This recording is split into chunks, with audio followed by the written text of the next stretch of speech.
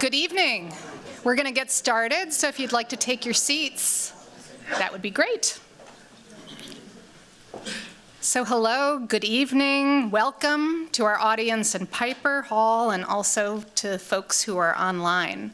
My name is Rachel Weber and I'm a professor in the Department of Urban Planning and Design here at Harvard's Graduate School of Design, and I'm going to be your moderator for this evening's program. So as planners and designers, we have a particular relationship to property and land, and often it's a future-oriented and imaginative one. Before proceeding with our program, I would like to acknowledge other relationships to land, particularly those of indigenous peoples for whom land is a sacrament and a holder of sacred memory and stories. The Harvard Graduate School of Design is located on the traditional and ancestral land of the Massachusetts, the original inhabitants of what is now known as Boston and Cambridge. We pay respect to the members of the Massachusetts tribe, past and present, and honor the land itself. The school also recognizes the work of Harvard's Native American program in cultivating the relationships that led to the creation of this acknowledgement. A quick reminder that we have live captioning available tonight for our virtual and in-person audience. You'll see instructions and a QR code on the screen. If you have any questions about the captioning, please visit Matt in the AV booth or send a message in the chat. We have several exciting events coming up at the GSD. Here are the next two. So on Thursday, Jorge Otero Pylos will discuss his approach to art as a method of experimental preservation and argue for the importance of imagining a future for the built environment that's centered on mutual care. And on April 1st, internationally renowned photographer Anne Lay will share her work photographing the landscape in such a way that it suggests a universal history, a personal history, and a history of culture. Please visit the GSD's website to learn more, RSVP, and live stream these events. So tonight's lecture is supported by the Carl M. Sapers Ethics and Practice Lectureship.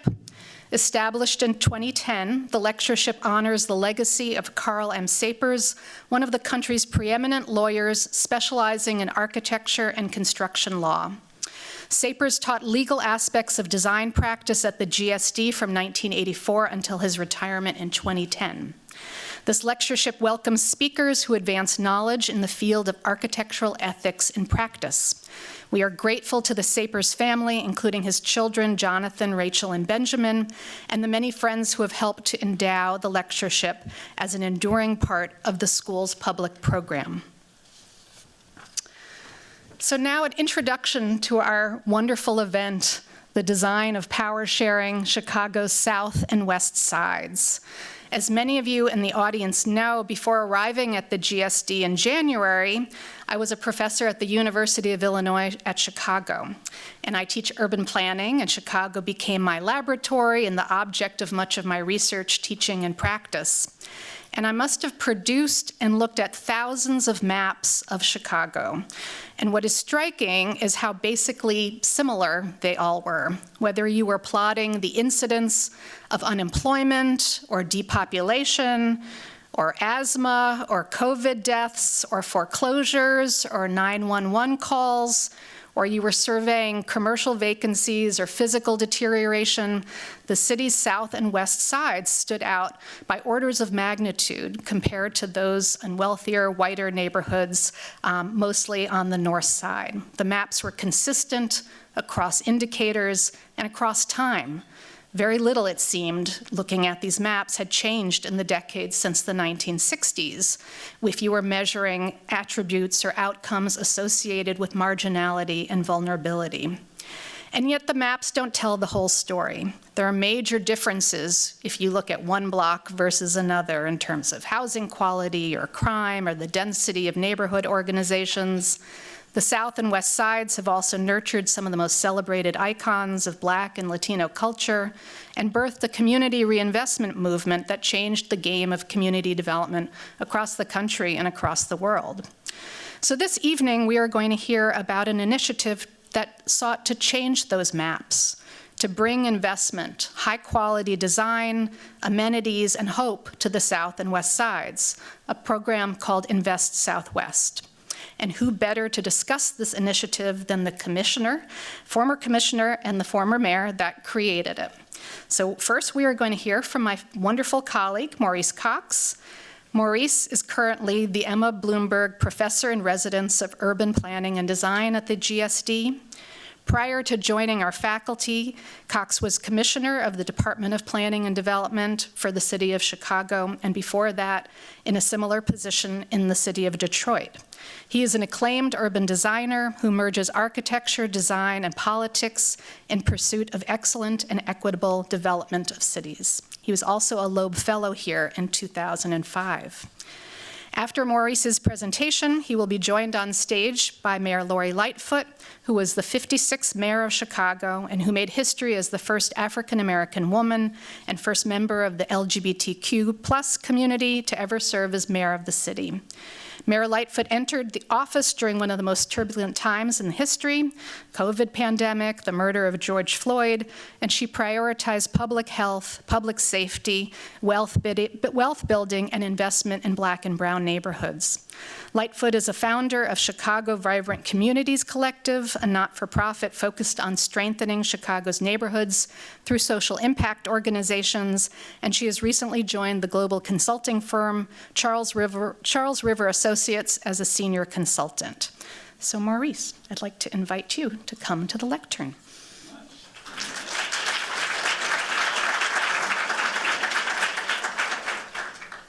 Thank you, Rachel. It's nice to have another Chicagoan in the house.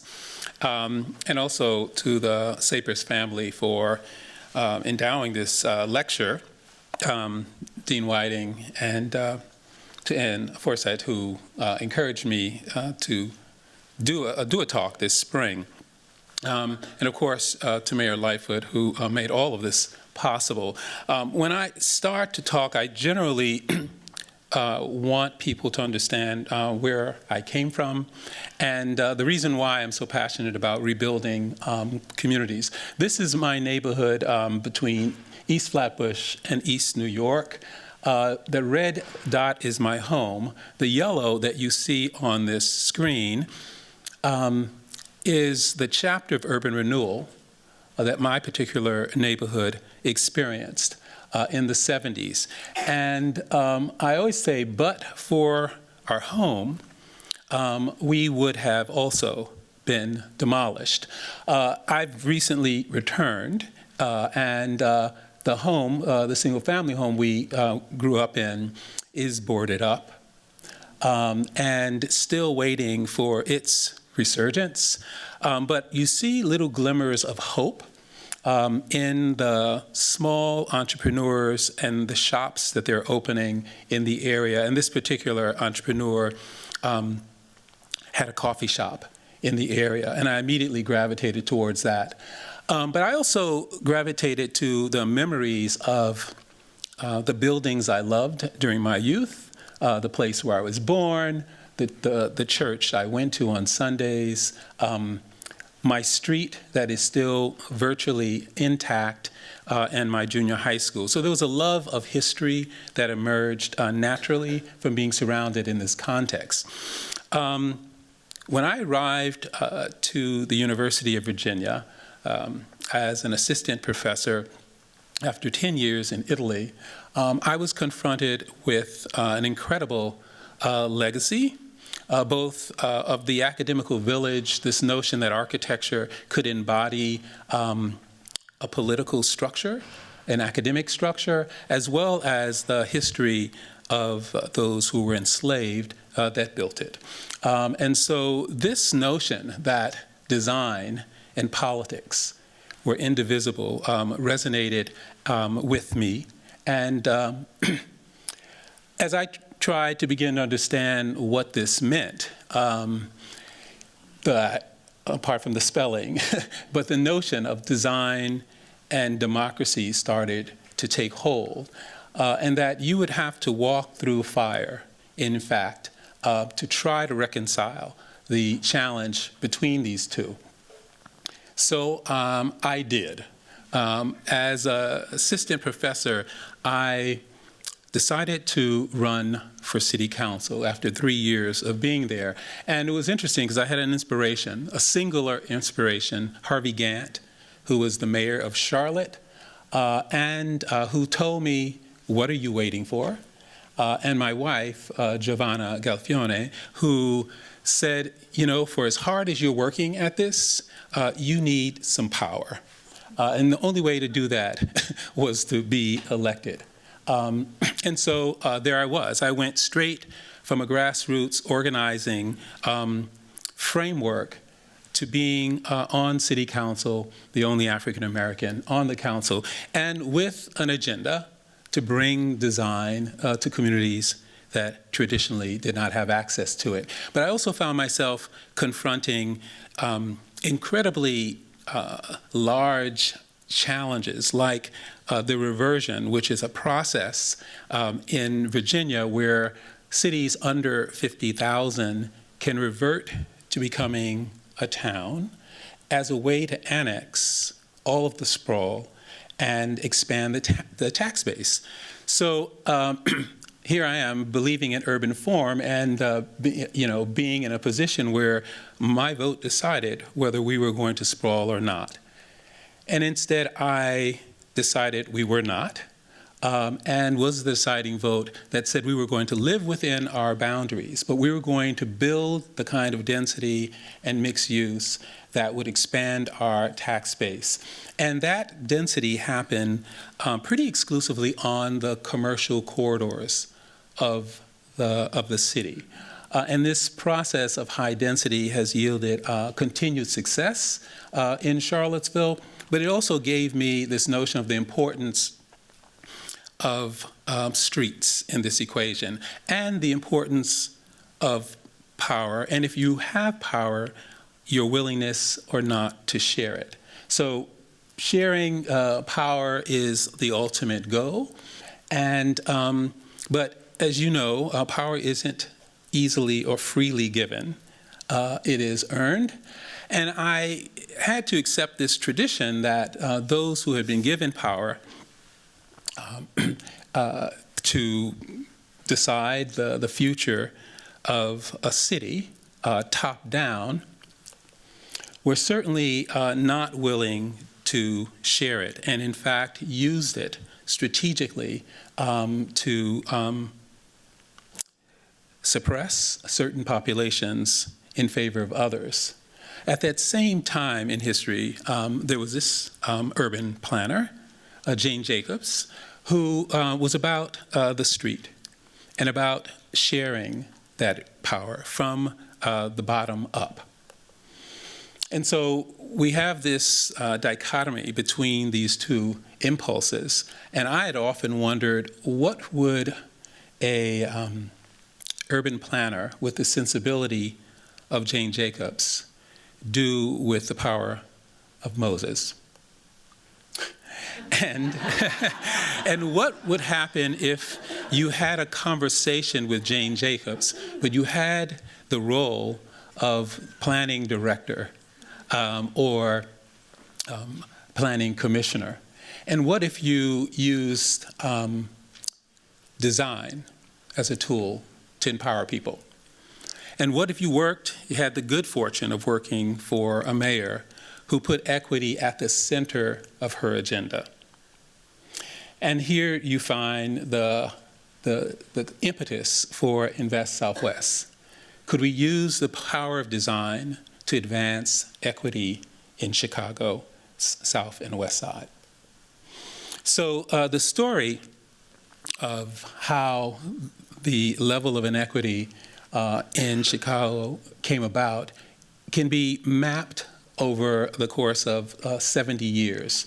In 1970, you can see that the high income areas were along the lake. The vast majority was working class and middle, and then there are pockets of low income. And over the course of 50 years, you're seeing what has happened. You've seen a flight primarily of the black middle class and the expansion of poverty on the west and south sides.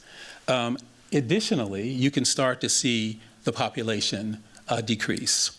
Black middle class leaving for the suburbs by the hundreds of thousands. A result of compounding public policy that generally was race-based. From the federal highway construction that took the Dan Ryan through a black community, separating the black community from white, urban renewal, public housing, and then ultimately the destruction of public housing, redlining, blockbusting, you name it. These are the policies that drew the map that we see today. And the results of this are quite startling. This shows the difference in public to private investment in high wealth neighborhoods versus high poverty neighborhoods. So market investment happens at $20,000 per household, whereas private investment in high poverty areas, less than $5,000. But if you look at the other side, the public investment you see in high poverty areas is about $2,500, whereas the public investment in high wealth is less than $250. So the evidence of this is emblazed on the streets, the neighborhood commercial corridors, on the south and west side, and you can see. So the question was, can we do anything about this? And this really was Mayor Lightfoot's call to action. She said the issue here isn't a lack of government funding, it's a lack of multiplying public investment with private investment. That is something we can change. That simple assertion that we should use public dollars to multiply and multiply them to private investment was a different paradigm for development on the south and west sides. The other was, how do you govern?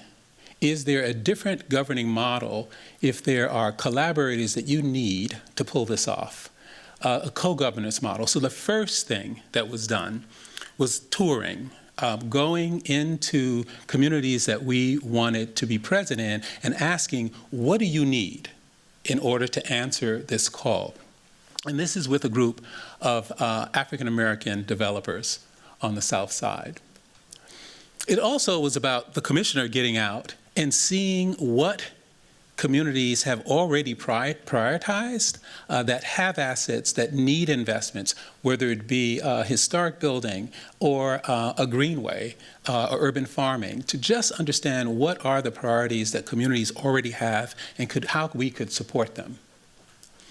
And then the real tough part, 50 aldermen who work exclusively for their ward, trying to get them to think as a region. So the one area, Austin, represented by 3 different aldermen. If you go to Humboldt Park, 5. And so literally having workshops with these aldermen for the first time, putting all of their wards on one map and looking at what was the continuity, those streets that really they share, even if one side of the street is in one ward and the other side is in another. And then the ultimate remapping of the city, not just geographically, trying to figure out how do you spread the wealth of planning and design across the entire geography of the city? Could you create regions, and each region have a planning and design lead? How can you reorganize the entire department, 160 professionals, all that were focused exclusively on the downtown and downtown adjacent, and distributed them equitably across the city's geography?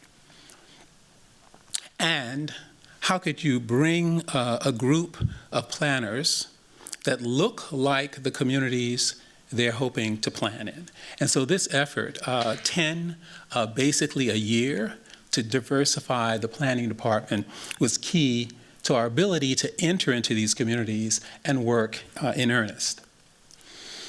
But it was also trying to find a way to engage multiple stakeholders. This is happening during COVID, and creating an appointment, a monthly appointment where aldermen, city agencies, community stakeholders could meet and discuss the redevelopment of their community. We held hundreds of these roundtables that were participated with equally 50 to 100 people at a session. And the results, I think, speak for themselves. We saw a proliferation of planning going on in every region of the city, and this structure has continued to produce results. And these are planning studies that deal primarily with issues that neighborhoods have. And then ultimately, the goal to kind of bridge the gap between the administration and communities, and to build trust across communities. Many of these people have never had a commissioner set foot in their neighborhood, and so the idea that they had access, that the planning department was for them, gave us enormous credibility and allowed us to introduce the concept of Invest Southwest. But the introduction of Invest Southwest wasn't just about getting planning ideas from residents. It was about celebrating the culture of these neighborhoods, each which were distinct. And so we held these events that were really cultural events with performance, attended by hundreds of people who saw their culture being celebrated. And yes, we got ideas from them, because we asked them, how should your community be developed? Where should we invest? Coming into a community and asking the question, how should investments be managed? We even asked them, so what are the special buildings that have meaning to you in your community? And interestingly, only one of these buildings on the screen is public. So they were pointing to projects that were legacy buildings, buildings that were boarded up, but this is where they wanted us to start.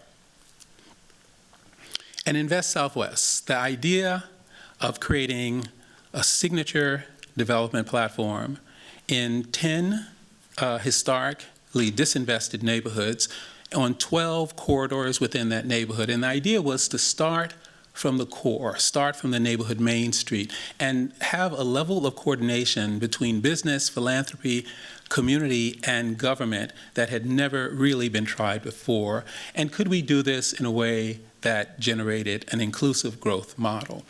Could we also use data to drive these decisions? And so we, with my staff, looked at about 35 commercial corridors to find these 12 that had a mix of assets that we thought we could build from.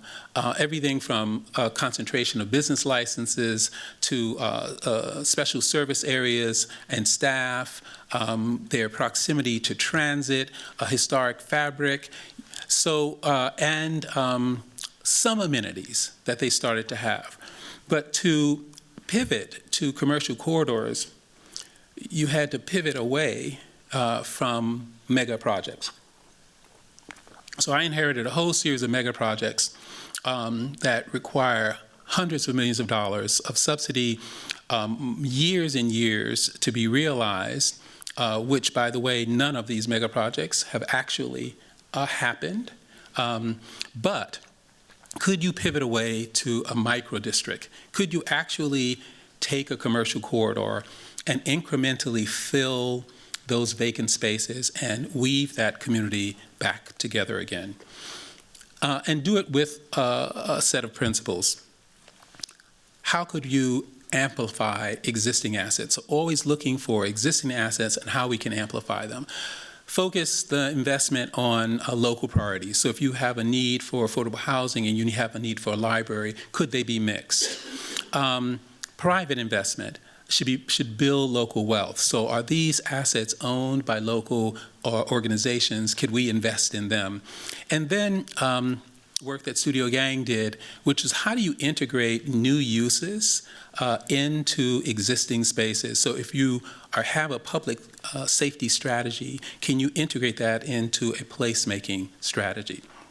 And then most importantly, how do you bring capital to the table, the kind of capital that leverages public dollars to create investment in the private sector? So Mayor Lightfoot asked 14 different departments to come together and pool the resources that they had from their individual departments to create a singular fund that would fund across these various categories. So the culture and arts division, housing, small business development, transportation, and the Department of Planning brought TIF to the table of about $250 million to begin to think about how you fill the gap for this development.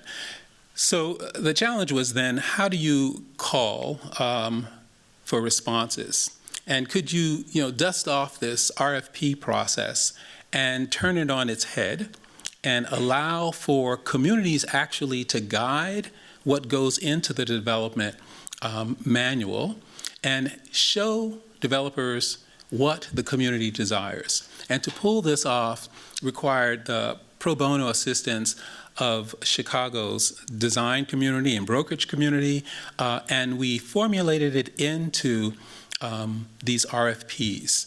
Now, the RFP idea has to do with transparency. How are decisions being made? Could we really get the community to focus on what they wanted and let that inform the physical form of the proposals? Could we show people the type and quality of development that we expect? And then how do residents and citizens keep us accountable for what we promised? And so in each development requests, there were visions specifically of the kind of development, mixed-use development, that we wanted to see populate the main streets of these neighborhoods. Very importantly, it also tried to speak to what density really looks like, so that we can dispel the notion that mixed-use 4- and 5-story buildings are too dense for these corridors, and that they could enter into a relationship with their context. And then in each RFP, you would see a development strategy for every site available on that corridor. And so you're seeing 3 different sites, and we could only RFP one, which was the Austin Bank, which was a community priority, but we we showed that there was a demand for development on the others. So within that development manual, you would find, if you were competing in Austin, that there was $159 million annually that was leaving that community, and that you could capture it if you provided a grocery store or a health and personal care store. And so this is the kind of work that went into building the scenario. And I would argue that some of the success had to do with the predictability.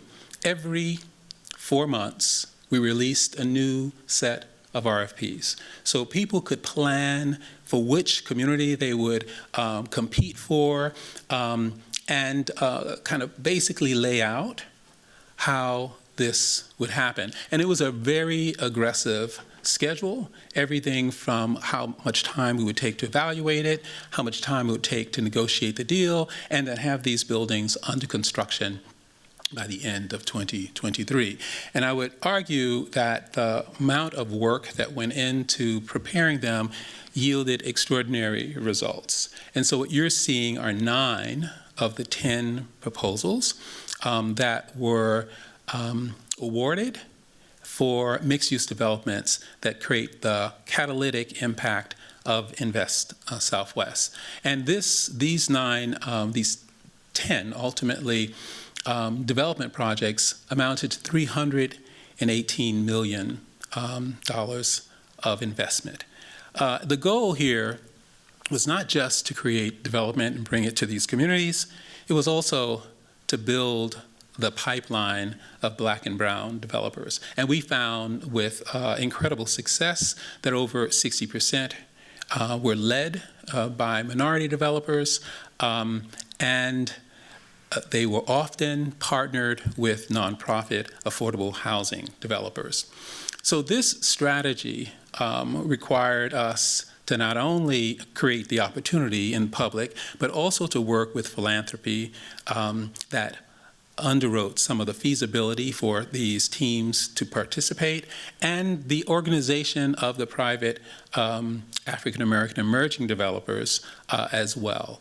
So this was an opportunity that needed enormous guidance, and that guidance had to do with what were the rules that should dictate design responses.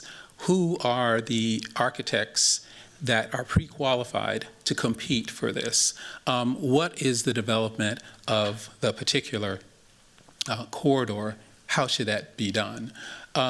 So this is a belief that I have, and that the soul of a city, any city, is in its neighborhoods, whether it's Chicago or Detroit. And we wanted to test this idea of the Soul City corridor, which is Chicago Avenue that passes from the center all the way to the west.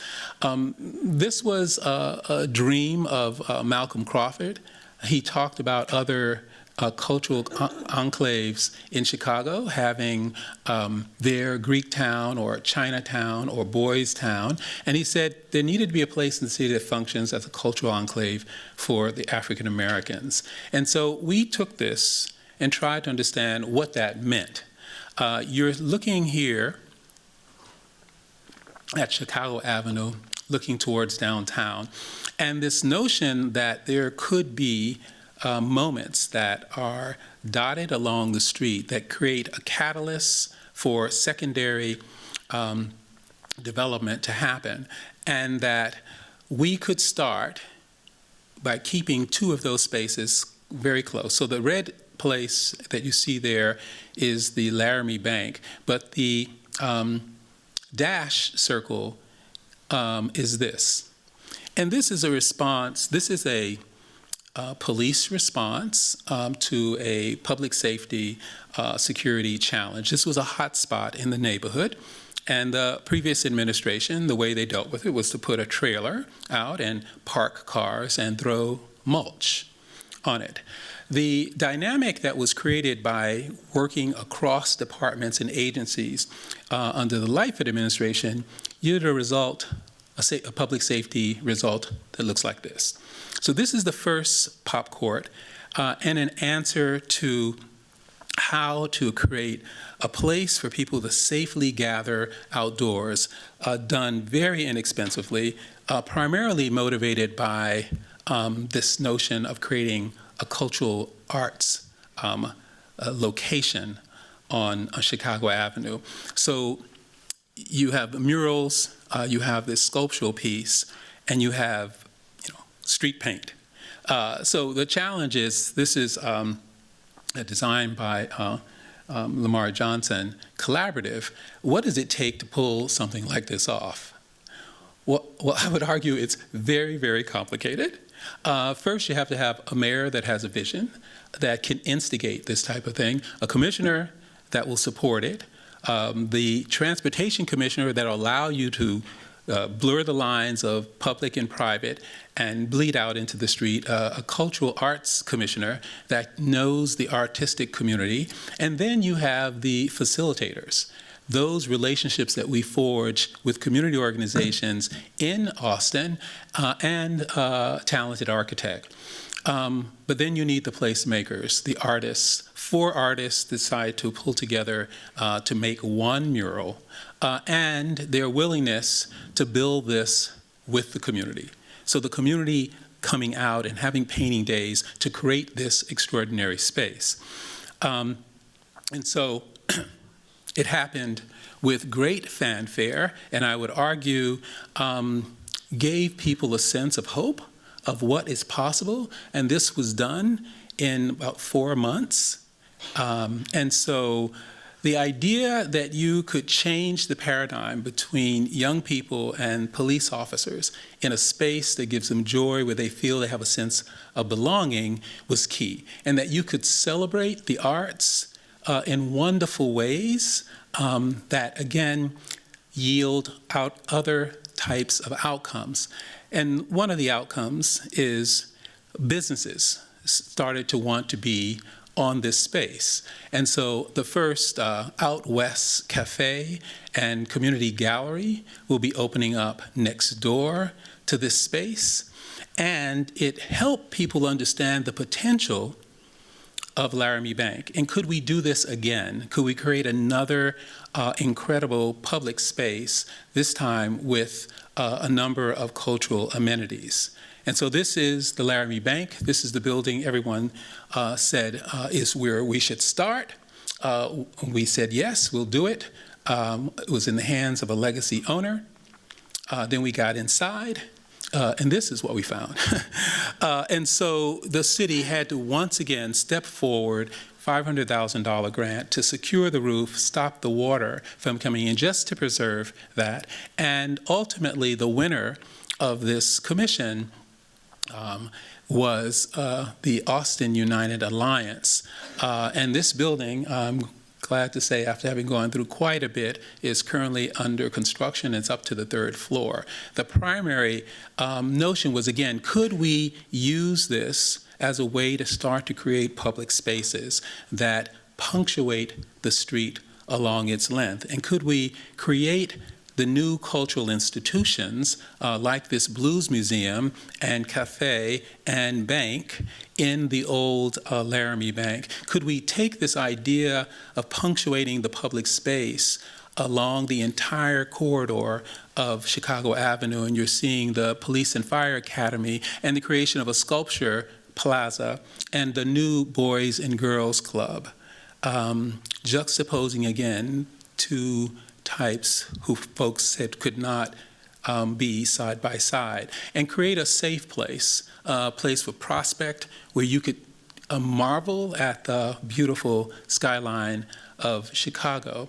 But then keeping going down the street, the next development, the Ave, again, affordable housing with neighborhood housing services anchoring the ground, and you're seeing the design and development team. But once again, using art and culture and public space to anchor a series of places along Chicago Avenue. So for each one of these longer catalytic investments, we paired it with a quick tactical space, partnering with a neighborhood organization and a designer to give people a sense of what's possible. This is literally across the street from the Future project. And again, continuing with this idea, working down the street. Each one of these sites was a site that we modeled and a development team took on. But you can begin to see the attention or importance to public space as a component of each and every development project. So, I am at a point where there's so many aspects of this project, which to date has yielded over $2.2 billion of investment. So many nuances in how the shift in governance and shift in people's expectations of what's possible is still unfolding. Many of those aspects will be revealed in conversation with Mayor Lori Lightfoot. So I would like to transition, if I may, to our conversation. Thank you.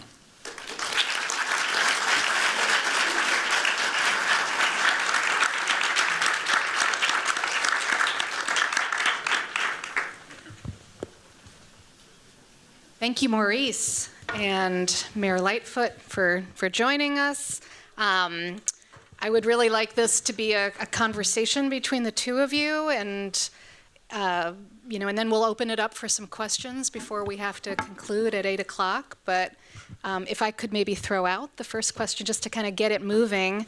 We're very familiar with the fact that Chicago is sort of the birthplace of the community organization, oftentimes a very, which kind of coming out of a Alinsky style, more antagonistic kind of a model. You had you were operating in a kind of a contentious environment to get this inspiring program off the to get it started. You had to in some ways both work with and also circumvent some of the existing sort of structures of neighborhood power. And I guess I'm wondering what that experience was like and how you were able to do that. There are this long history of distributing funding through the aldermen and then giving it to kind of long-standing neighborhood organizations, a kind of parochial kind of a process. So how were you able to kind of disrupt this system and make good on the promise also of bringing in a new and diverse set of developers and organizations? What was that like? Well, it wasn't easy. I'll say that. And the folks that are standing up in the back, there's plenty of seats down here if you'd like, and you don't have to stand up. But, I think the thing that we were facing was a significant amount of skepticism that government could ever be a force for good in the lives of people in neighborhoods. I mean, that was a profound problem that we encountered everywhere we went. And of course, the point that you make out, most of the people who we were dealing with, the neighborhood stakeholders, were used to having to go and frankly kiss the ring of the local alderman, many of whom had no idea about urban design, planning, right? They would just basically entertain the highest offer from the latest developer who may or may not have, and most times not, had a vision for how to bring together the neighborhood, to listen to the people in the neighborhood about what they wanted to see as a lasting legacy of investment. The other thing that wasn't baked into your question, but I'll add in, was a huge amount of skepticism on the part of the kind of downtown business crowd who were loudly saying, if she invests in the neighborhood, she's going to lose sight of the heart of the city, which is the downtown area, and a firm belief that you couldn't do both. And I think we proved them wrong. And one note of correction from Maurice's otherwise brilliant presentation, it was $3.2 billion that we were able to put into this program. Thank you for the correction. Through a pandemic, through the uprisings following the murder of George Floyd. Now, to put it in context, and the great Jeannie Gang is here, would keep me honest, I asked someone, so $3.2 billion, what does that really mean? That's barely the cost of one downtown high-rise building. But there was such resistance on the part of certain folks who were profiting literally from the status quo. They did not want to see those dollars put into the neighborhood. So we were kind of getting it from all sides, but anybody who knows me knows how determined and some would say stubborn I am. But I just knew this was something that we had to do. We had this incredible opportunity, but also, frankly, in my mind, an obligation to upend years and decades of disinvestment in neighborhoods on the south and the west side, and to bring a measure of hope.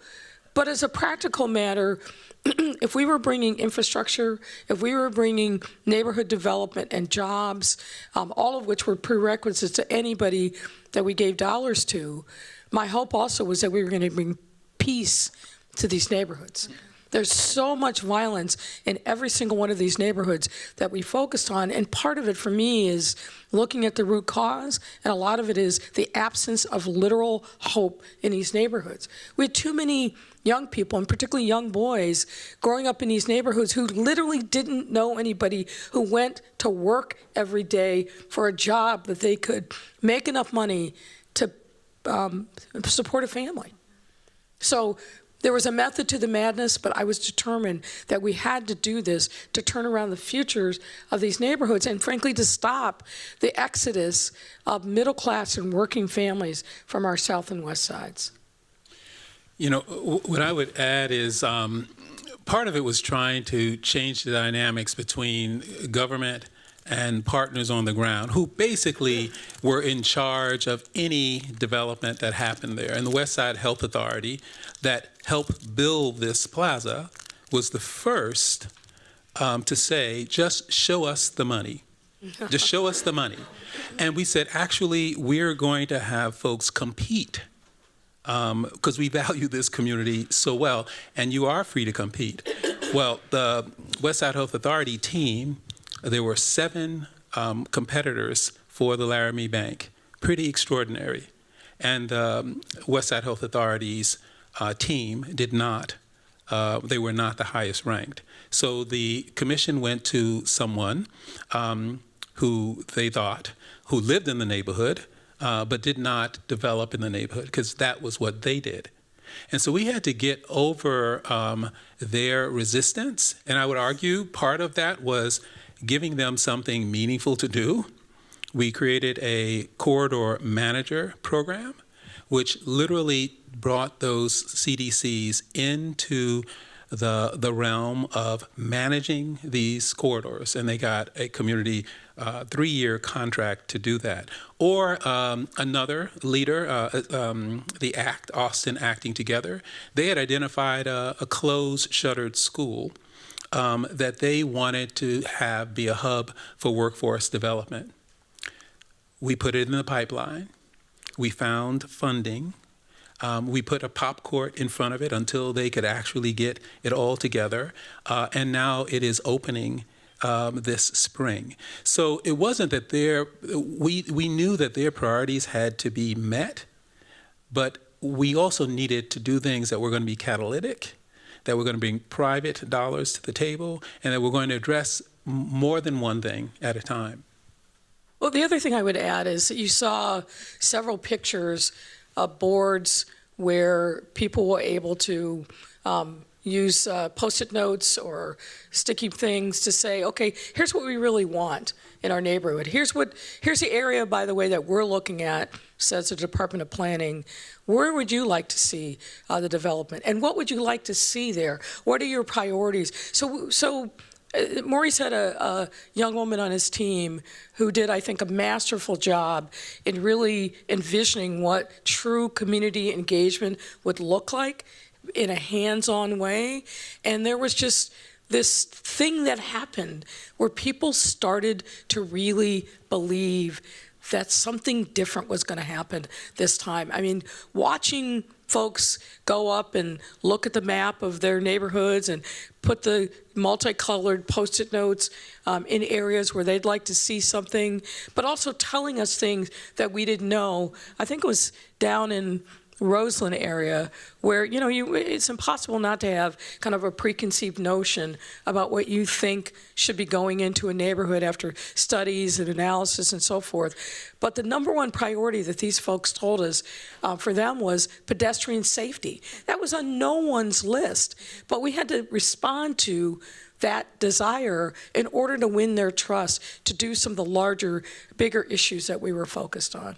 So the effectiveness of these kinds of participatory types of planning methods and really reaching out to folks and getting, including them in these processes, you'd say, was a way of not alienating some of the people who, might otherwise be, maybe a little more resistant to change or aligned with some of the organizations that might have been passed over in opening it up for more competition. Well, we alienated folks. Oh, yeah, I was thinking the always gonna be a same little thing. of We that. pissed off a lot of people who were used to being Yes, the self-appointed spokespeople for a particular neighborhood, a particular corridor. When we told them, actually, we're not just going to hand the money over to you and, wish for the best, that there's going to be a process, that it's going to be competitive, that it has to contain these certain elements in order for you to get these dollars that have never been invested in these neighborhoods before. Now, we made a lot of people angry with us, but we knew it was the right thing to do. I mean, one neighborhood that I'll never do work in again in the rest of my life, which will remain nameless, on the south side, starts with E. We didn't get a neighborhood corridor manager there because we just couldn't get the warring factions to agree.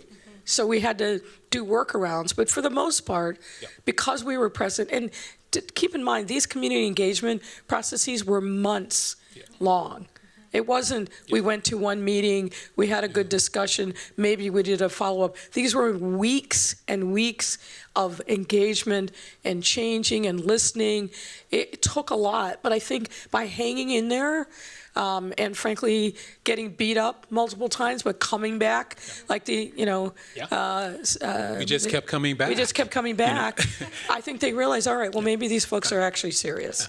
Yeah. So it made a difference. And to have one planner who is your point of contact, the same planner that they started with 4 years ago is there now. And they met them every month. They knew their names. They had their cell phones. And so you actually were building kind of relationships of trust. And I think it really, really was important. And I would argue the areas where we got enormous pushback was because people were not engaged, or they came to the party late.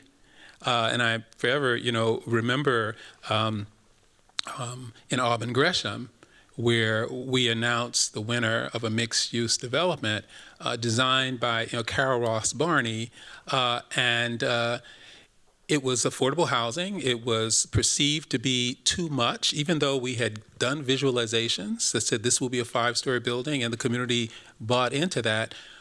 Well, this particular homeowner said, this is low-income housing.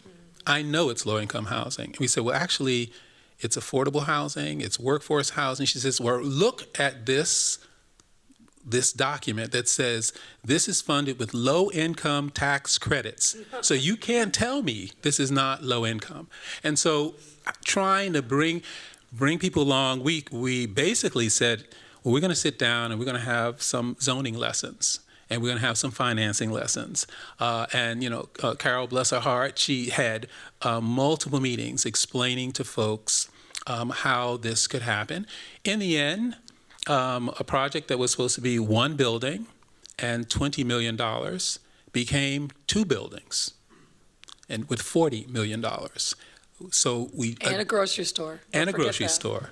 But the issue we addressed, it wasn't the affordable housing. It was the density that she perceived to be too great. So we broke it apart. We have one 3-story building and one 5-story building. But the commitment to funding it when it came in twice the amount of investment was the part about they're serious about this. They're not running. Still here. They keep showing up. How do you convince folks who have been let down so many times, whose expectations are raised by whomever, their elected officials or their, folks who come into the neighborhoods and say this is going to happen, then it never happens. How do you get folks to not just trust that the development will happen, but also that design plays such an important role in these projects? How do you, when there might be other more pressing needs, whether those are public safety or health? I think seeing is believing. And one of the, I think, beauties of the program is, we announced this program in the fall of 2019, pre anybody's notions about COVID. And we said, we're going to put $750 million city dollars into this initiative, right? And hoped that we would get some private investment, but frankly, we weren't counting on that. But one of the things that we led with in every single community was infrastructure development. There were some of these neighborhoods where literally there had not been new roads, sidewalks, alleys, green spaces in forever. So as we talked about where are we going to be, and we got that decided, we came in, dug up the roads, repaved them, talked to the community members about what kind of sidewalks do you want, pedestrian safety opportunities, new alleys, new trees. You know, one of our initiatives that coincided with Invest Southwest is we determined to plant, I think it was 7,500 new trees across the city in 5 years. We had this friendly little competition. I'm sorry, you're right, 75,000. I was trying to remember the number, sorry. 75,000 new trees. Many of the spaces that were shown on the presentation are on the west side. There are so few green spaces on the west side of Chicago, it's shocking. I mean, you can literally go block after block after block, and you're not going to see any trees other than the weed trees that grow up in the overgrown vacant lots. So kids are growing up in these neighborhoods seeing asphalt, concrete, broken glass, and really not a whole lot else in terms of community gathering places. The schools that are there, the ones that remain, have tiny little play lots that frankly aren't open to the public at all times of the day that the public would want to be using these spaces. So just being present, showing that we were actually going to do what we said, not waiting for the RFP process to conclude and to the vertical construction, but starting it as a multi-tiered process, and then continually going back and checking in. So that's how we started to convince It was people. kind of a clean and green that allowed us to then do things that pop like this. And when people saw this, they were taken aback. I remember when you came to inaugurate the space, there were hundreds of people there. And when you left, you said, we need to do more of this. Figure out a way. We need to do more. Now there are 12 of these tactical plazas, one on each of those corridors. And, you know, it turned into a program. We used, quite frankly, ARPA dollars, $500,000, paired with a landscape architect and a community organization. And these were being done 2 or 3 months max. And so people had a sense of what change looks like. They didn't have to wait years for the vertical construction. These places, to actually an invitation to gather, were just popping up everywhere. And so, I mean, I would argue this tactical approach really was born out of COVID and a desire to give people safe places to gather as we opened up the city again. But it really turned into a promise of what the future in their neighborhood could be. So laying the groundwork with infrastructure, people seeing sort of basic needs being met, and then these kinds of pop types of, you know, placemaking projects that are pretty cheap to, you know, put on. You get some early wins, right? So you kind of enroll folks in the process, and you help to bring them along. That's right. That sounds like a very important part of this program. I guess I'm also wondering, sort of, how do you avoid the sort of bubble effect of new, you know, projects maybe that are, you know, born out of an RFP process, and so they're, you know, you've got a mixed use project with ground floor retail and a mix of affordable housing above it. How do you ensure that there's some sort of spillover effects from the projects? We were talking a little bit about this with the Obama Foundation and Library. Well, I mean, I think it's those concentric circles that I showed on the map. I would argue there's small, there's medium, and there's large, and they feed off of each other. So we looked at all of the empty storefronts and created a program to get entrepreneurs to open businesses in the storefront. So we're working at the kind of storefront level. And then the medium level are renovations of existing buildings to accommodate whether it's a community hub or a grocery store or these public plazas. And then there's the large.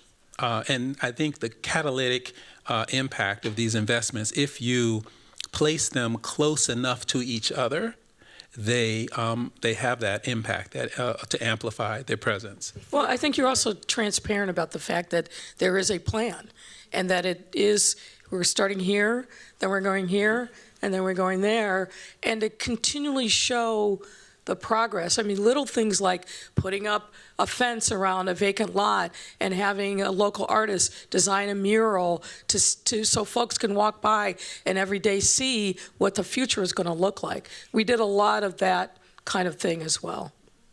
You know, and I always think about the sequence, because in Auburn Gresham, when you come to the community meeting, they say, well, we want a grocery store. Well, the population is still declining, so I don't know what grocery store is going to come with a guarantee of less earning as they continue to stay open. Or we want homeowners. We always heard that, and we were leading with affordable housing.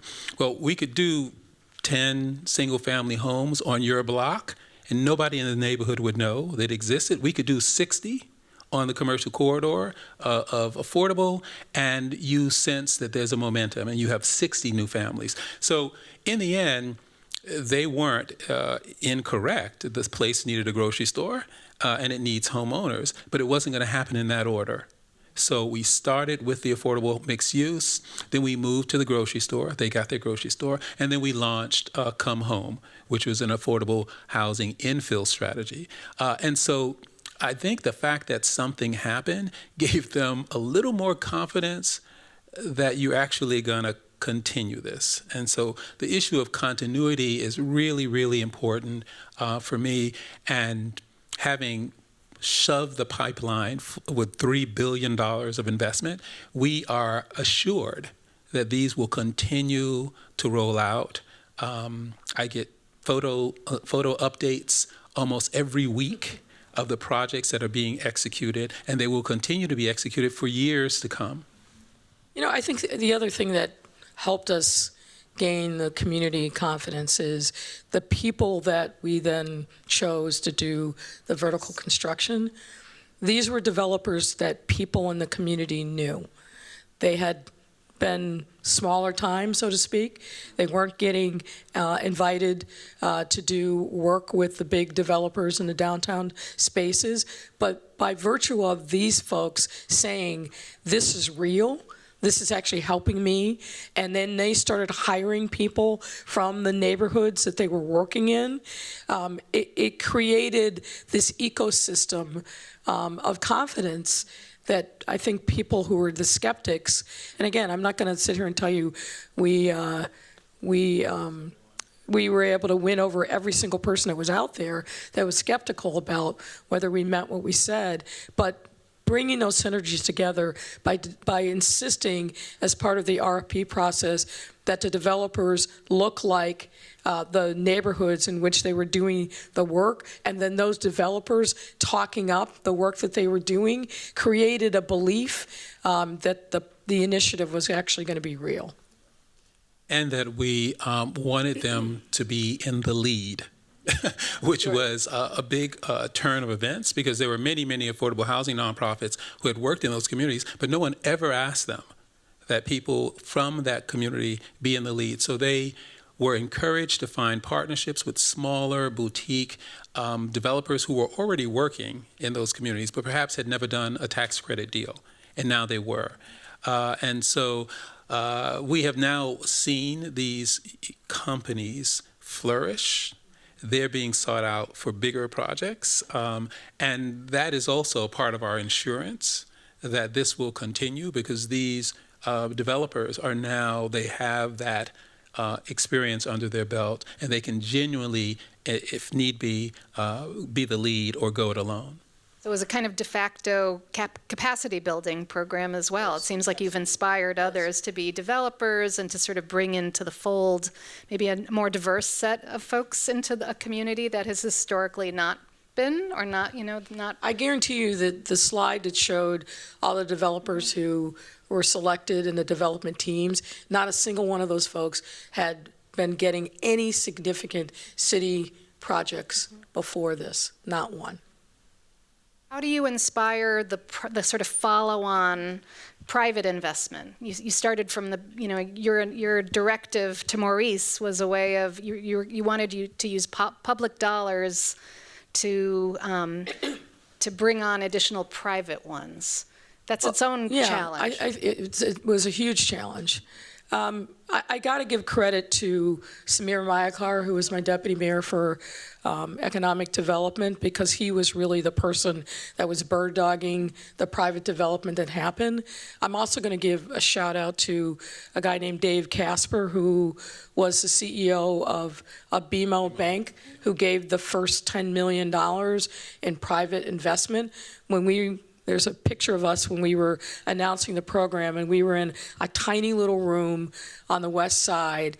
It was so packed and so hot, and the people in the neighborhood understood that something was happening, so there was overflow into the street about this new thing that the mayor and her team came to the west side to announce. But Dave Casper, a white guy banker who had to answer to his boss at the Bank of Montreal in Canada, committed the first $10 million. And everywhere I went, I talked up Dave Casper. Right. And people want to be part of the Cool Kids Club. They want to hear their name coming out of the mayor's mouth. And so obviously there was a lot of behind the scenes work that was going on. We also did, which I think was one of the best things that we did, as we started getting these sites up and running, we did bus tours of real estate developers, people who were responsible for making real estate decisions, big retailers, bankers, and others, to show them what we were doing and frankly demystify a lot of these places.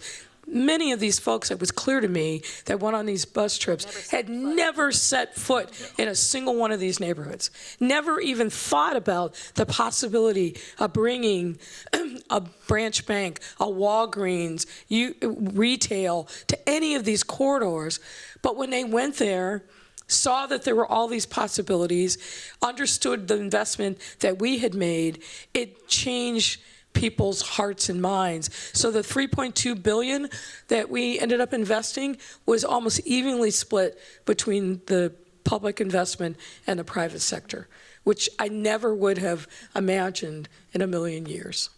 I was going to be happy if we topped off at $1 billion. We blew past those numbers despite all the challenges and headwinds that we faced. Maurice, you also talked about how you kind of designed in opportunities for private investment by identifying in some of your mapping exercises not just the sort of catalyst site, but other sort of ancillary sites, which were also sort of, that was amazing to see along a corridor. We might have had 12 different sites, of which we could probably finance one.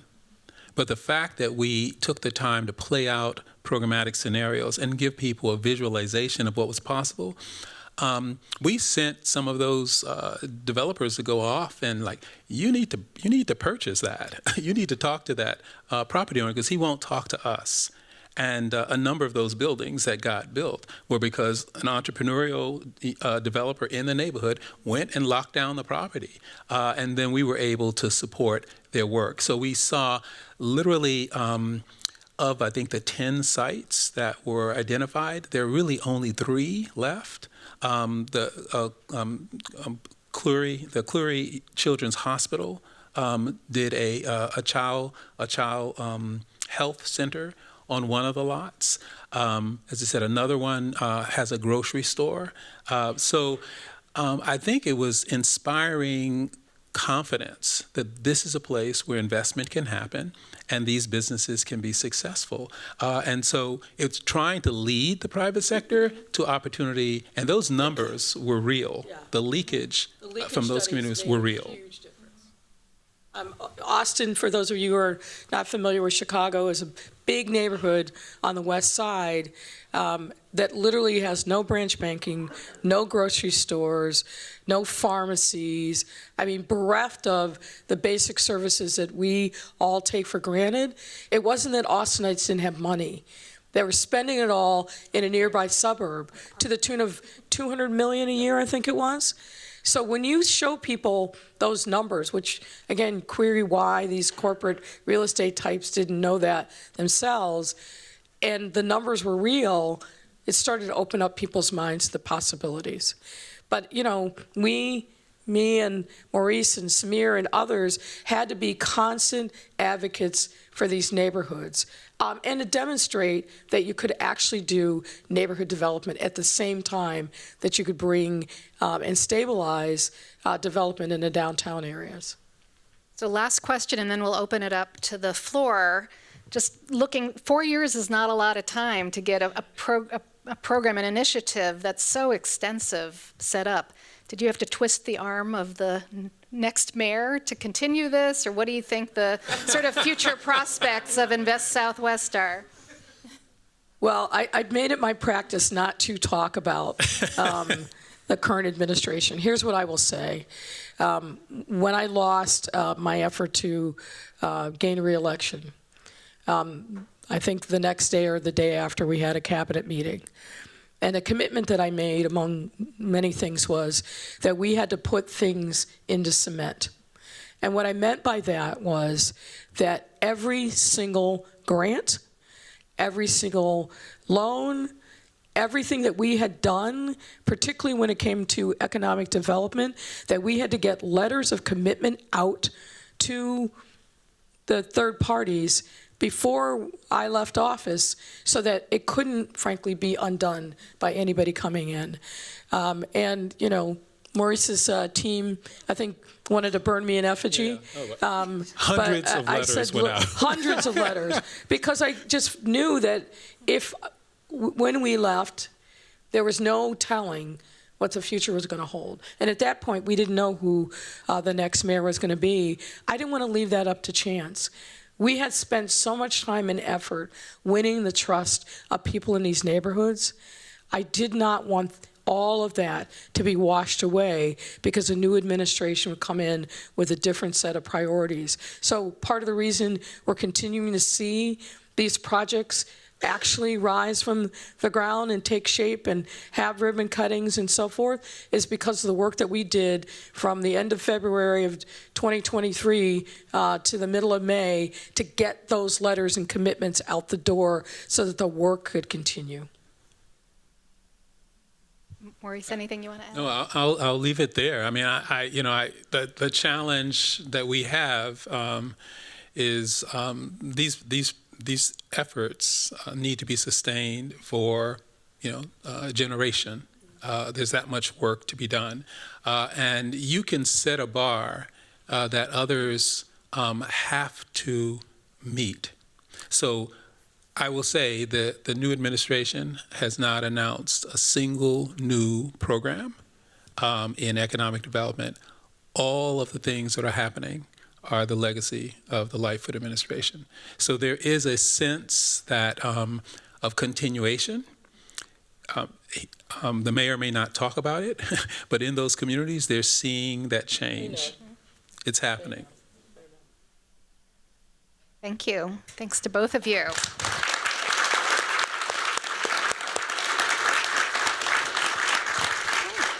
Thank you. That was wonderful. So much great insight into the working, behind the scenes workings of what is an amazing program. So we now have some time for you all to ask questions of our guests, our speakers. So I believe there's somebody with microphones walking around. So if you would like to just raise your hand and I can call on you, we can do that. Questions, or if there are any online questions. Have we stunned you into silence? I'm sorry. Anne. Yeah.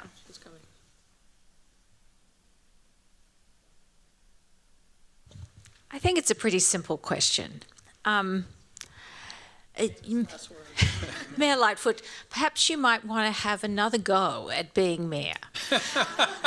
So if you were to be... Not if I want to stay married. But if you were to be elected again and were to do a new version or a next generation of Invest Southwest 2.0, what would you it would be in a new world. What would you change? What would you do to move beyond what you've done? So what did you learn from this, the first version, that you want to take to the next version? Interesting question. First of all, I'm not running again for any office of any kind. But in thinking about what the learning would be that we would apply is to really shorten the time. I think, hopefully we would have still have a well of goodwill in various communities, which would shorten the amount of time between concept to putting shovels in the ground. That would be something that I think we would have wanted to build upon. I wasn't kidding when I said literally our community engagement efforts were weeks and months in the making. Hopefully we could shorten that period of time. And also, I think that the benefit is these developers that we were really kind of taking risk on are now much more seasoned. We've seen many of them get new commissions that have really expanded not only their experience, but their ability to get funding. Many of these companies are now working in other cities. So I think the benefit of having done that tough work on the front end would inure to the benefit of communities because of the level of expertise and trust that we now generated that didn't exist before. Now, the truth is this is a really tough environment, as everybody knows. Again, I'm not a developer, but lending costs have gone through the roof, construction costs have gone up. But I think that there's a way that we could continue to keep pushing forward, and I would lean a lot more heavily on the private sector to stand up and do its part. We still don't have enough of some of these amenities that I talked about in too many of these neighborhoods. Branch banking, pharmacies, some of the other things that are the basics, building blocks of vibrant neighborhoods, still don't exist in the numbers that they need to get critical mass. And that would be another area that I would really focus on. And of course, Auburn Gresham was mentioned before. We still have too many food deserts in Chicago. We did a little bit to try to put a dent in that problem, but it's still a significant issue. Yeah, that's a great question. And I was thinking one of the challenges was the financing of the projects. I don't think I completely understood how hard it is to get a tax credit project done. It's the capital stack is so complicated. So that was a challenge because we were funding these projects through tax increment finance districts. So if I could, wave a magic wand, the economic development bond that we eventually funded that allowed us to go wherever we were needed, I would love to see that be the fuel so that we were not making choices based on geography. So what Maurice is talking about is we eventually were able to put together kind of a social equity bond that we took to the market that generated a lot of resources for us to do some of these more creative economic development projects that didn't exist in the early days of our administration, but was very well received by the market. Hey, so this is a question for Mayor Lightfoot. I never realized how you went about choosing our friend Maurice. I think that might be interesting, like in the process that eventually led to appointing him as a city commissioner. I'd like to know that, even for the historical record. Well, let me give you a little bit of context. When we were going through the transition, I tried to meet with all of the existing city commissioners, which was challenging because there's 40 different departments, if you count in the sister agencies. But I did have a sit down with the then planning commissioner, who has become a friend and somebody that I liked. However, when I asked him, tell me how many deals are in the pipeline for the south or the west side of Chicago, he did one of those things that when you have no idea that we do reflexively, kind of put his hand to his forehead, looked up in the sky, shook his head, and then said, I can't really think of any. So what was important for me in a new planning commissioner is somebody who would understand the urgency of getting that kind of work done. And look, if you look at Maurice's background, it really speaks for himself. Now, I will tell you, my friend Mike Duggan, the then and current mayor of right. Detroit, wasn't particularly happy with me, but it was such a natural fit. And frankly, a lot of the work that Maurice was doing in Detroit, in neighborhoods that resembled a lot of the neighborhoods that we wanted to work in, it just made sense. So we were fortunate enough that he said yes, and away we went. So this is a remarkable presentation.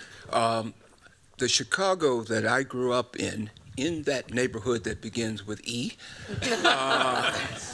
was at the time the most segregated city in America. I don't know where it stands today, but it's just simply amazing to see that you were able somehow to cross those boundaries and find enough of a majority to be able to make these investments. How in the heck did you do that?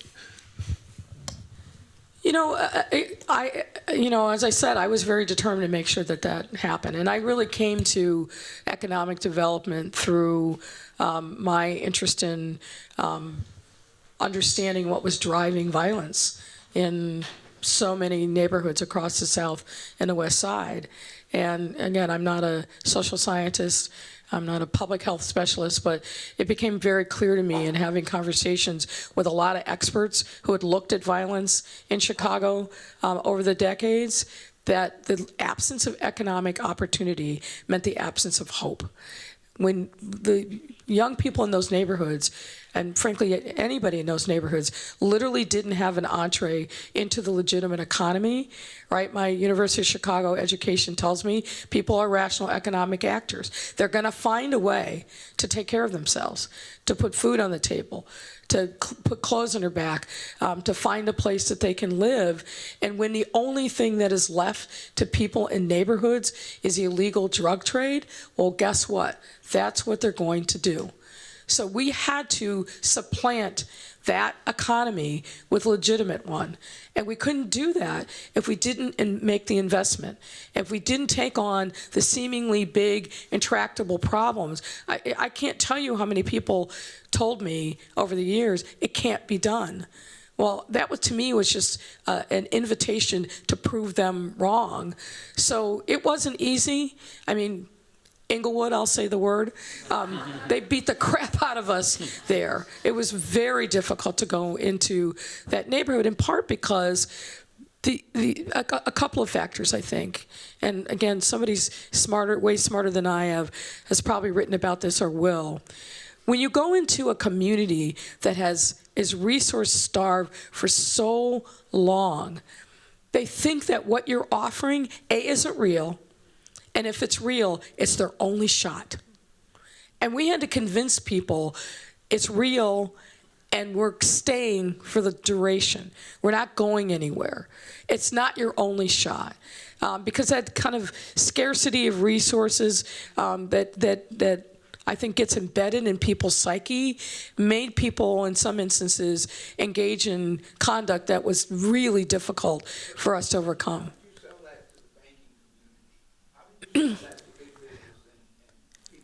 Part of it was shaming them into not doing something. Honestly, Yeah. Part of it was shaming them The story of and calling them Brownsville out. Winery. So it was a carrot and stick approach.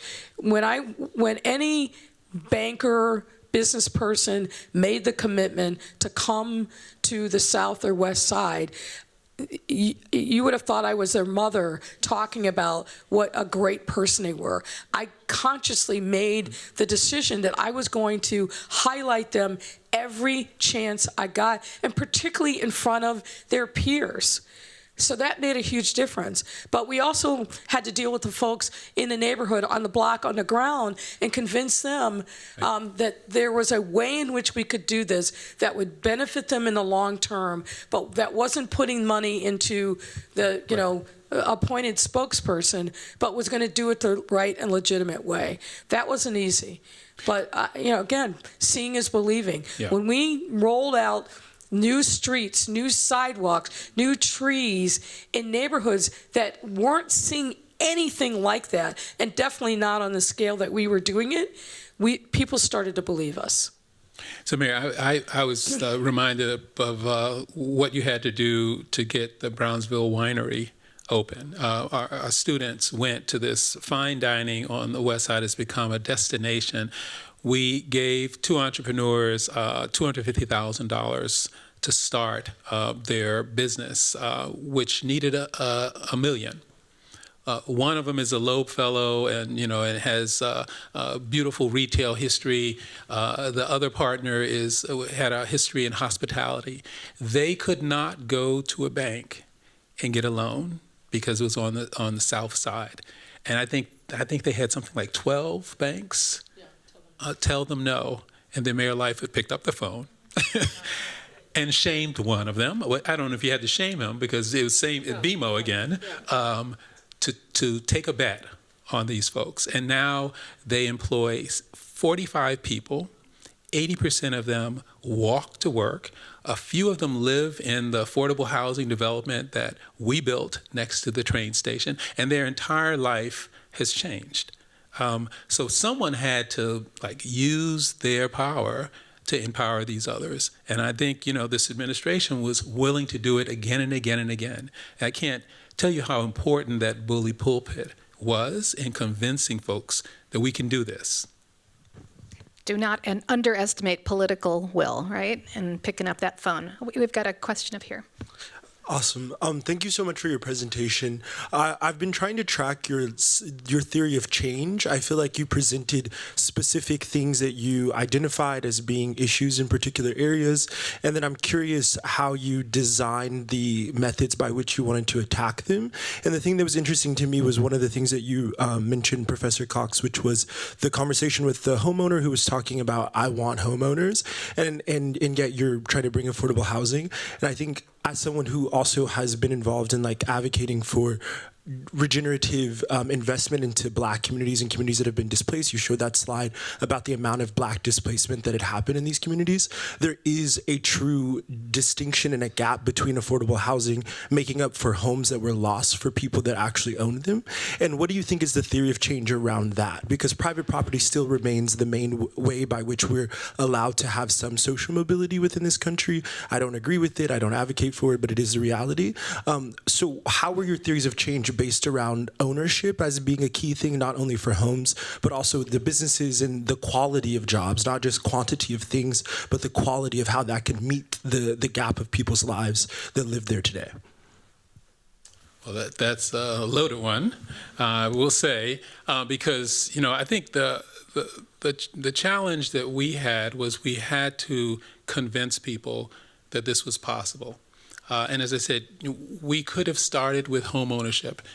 It's been tried for years and years, and it has not effectively moved the needle one family at a time. And so we thought, well, what if we can have hundreds of families? And what if we can put them, near transit so that they can not have the same dependency on automobiles? What if we could create live-work units so that it doesn't have to be lined with retail, and we can actually build an entrepreneurial ecosystem? And then what if it was absolutely gorgeous? And I really feel part of my theory of change is design really matters. It doesn't matter just for us as professionals. It matters to the people who live in those communities. They are extraordinarily proud of their communities. They live in historic neighborhoods. And so I found that they were responsive to the idea that someone valued their community enough to talk about the fact that it was well designed and that we needed to keep that going. So I have not found as much resistance to putting design at the center in communities that have a history, a long history, and people who have a long tenure in those communities. So I think design has been central, and if you don't have that, then you really don't have a lot to offer. So again, I've explored this issue of ownership, and I've had to be more elastic with it. So the fact that these affordable housing developers are black and brown developers, and that they own that asset is another form of ownership for me. The fact that they own their development company that will continue to produce a benefit to those communities is another form of ownership. The idea that these entrepreneurs that go into these businesses are employing other people, creating that ecosystem of ownership, I've had to take that. It's not just the home and the value that is accrued by the homeowners. And, I was just thinking, because Mayor Lightfoot sent me a text on the home value that Detroit has seen as a result of the set of strategies that we deployed there. The home prices in Detroit have gone up dramatically, and there are billions now of actual wealth that those homeowners now have. But, it wasn't an investment in their single home, it was an investment in their neighborhood that brought that increased value. Mayor Lightfoot, last word. And I was told at 8 o'clock we got to wrap up. So if you have other questions, maybe at the end, people can come down. Oh, Yeah, well. Yes. this is a question mostly for Maurice. I'm thinking about the projects that you have on the ground, Yeah. and then the projects that you want to keep coming. Yeah. And so totally detailed, what did you have to do to your zoning code and your land development regulations? Because I'm guessing that the current code made a lot of the redevelopment that you wanted to do illegal. So did you have to do an overhaul? I mean, all of this financing, Yeah. et cetera, is amazing. But if you want it to keep continuing, you have to change the Yeah. underlying structure. Yeah, of course, zoning moves so incredibly slow, and we were in a hurry. So I think it is one of the challenges. I wish we had time to reform our zoning code to make it easier to do these mixed-use buildings, because they're all planned developments, they're all special. But I also know how long that takes. And I this notion of showing change, if you can do those two things simultaneously, all the better. Well, I'll just say, when you're the mayor and you want something done, you can get it done. And actually, Chicago zoning laws, they're not perfect by any stretch of the imagination, but they're not as restrictive, I think, as other locations. And again, referring back to Maurice's presentation, every single cabinet member understood this was the priority, period. And they were all aligned and we would ask, what have you done basically to do your part to make sure that this initiative happens? So we didn't let the building department or this department be the roadblock. They understood very clearly that they had to come to the table and work collaboratively with Maurice and his team so that we could get things done. So the partnerships amongst the various departments really eased a lot of the challenges that we would have otherwise found. So power. Run for mayor. Okay, that's my advice to the students. Please join me in thanking. Fantastic presentations and commentary. Thank you, Professor Cox, Mayor Lightfoot. Thank you all. Enjoy the rest of your evening.